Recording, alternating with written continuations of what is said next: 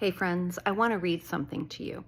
This is from Jeremiah 29. I'm going to start reading in verse 4.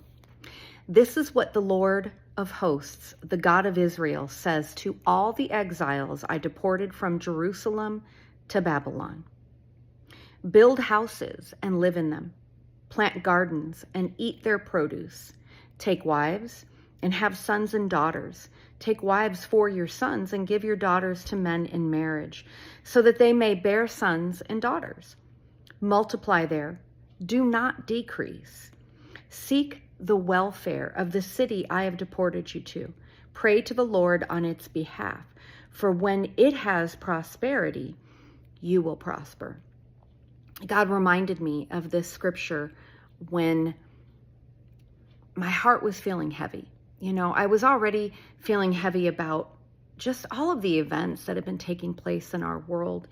And when I started having conversations with friends and people I love about fear, about young women being afraid to be out in public because of what happened to that young Ukrainian woman, about my friends of other ethnicities being afraid to be out in public because of changes in the law, about Christians being afraid to speak out about their faith because of what happened to Charlie Kirk.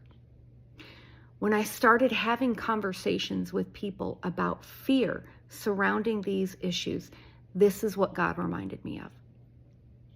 That He tells us we don't have to be afraid. He knows the situation we're in.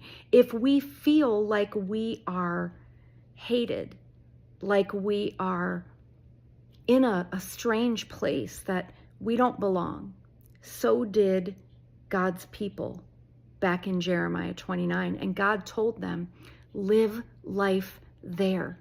Do not allow fear to stop you from living life to the fullest, because the bottom line is this: what can man do to you?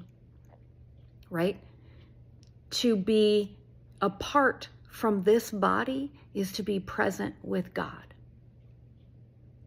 Death is not going to harm us as Christ followers. So we live this life full of joy, proclaiming the truth of the gospel of Jesus Christ, knowing that once we are separated from this life, we're with Him in eternity.